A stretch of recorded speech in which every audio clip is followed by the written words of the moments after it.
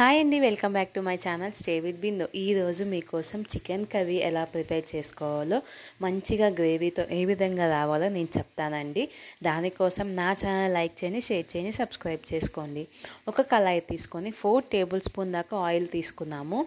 అది కొంచెం వేడైన తర్వాత ఆనియన్ చిల్లీ పేస్ట్ బాగా మెత్తగా పట్టుకొని ఈ విధంగా అది కొంచెం రెడ్గా అయ్యేదాకా మనం మిక్స్ చేసుకుందామండి. ఇట్లాగా మిక్స్ చేసుకోవటం వల్ల ఆనియన్ ఫ్లేవర్ అనేది పచ్చివాసన రాకుండా ఉంటుంది. దీంట్లోనే ఒక 2 టేబుల్ స్పూన్ దాకా జింజర్ గార్లిక్ పేస్ట్ కూడా మనం యాడ్ చేసుకున్నాము. దాన్ని కూడా ఈ విధంగా మొత్తం స్మెల్ పోయేంత దాకా ఆ పచ్చివాసన లేకుండా మొత్తం బాగా మిక్స్ చేసుకోవాలి. దీంట్లోనే మనం ముందుగానే టొమాటో, కొంచెం కొత్తిమీర ఇట్లాగా మనం పేస్ట్ పెట్టుకున్నామండి. 1 కేజీకి ఒక 4 టొమాటో సరిపోతుంది. దీంట్లోనే కొంచెం సాల్ట్, పసుపు యాడ్ చేసుకొని ఆ టమాటాని బాగా ఉడికించుకోవాలండి. ఈ గ్రేవీ మొత్తాన్ని ఆయిల్ అనేది పైకి తేలేంత దాకా మనం ఉడికించుకుంటే సరిపోతుంది.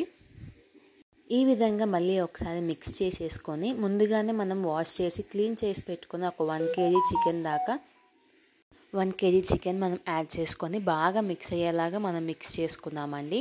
ఈ విధంగా దీన్ని ఒక 5 మినిట్స్ దాకా మూత పెట్టేసి లో ఫ్లేమ్లో పెట్టుకొని ఉడికించుకున్నాము. ఈ విధంగా కొంచెం ఉడికిన తర్వాత దీనికి మనకు కావాల్సిన ధనియాల పొడి, మళ్ళీ దానికి ఎక్కువ కారం అయితే పడుతుందండి. మేమైతే ఎక్కువ కారం తింటాము. మీ టేస్ట్కి తగ్గట్టు మీరు కారంని కూడా యాడ్ చేసుకోవచ్చు.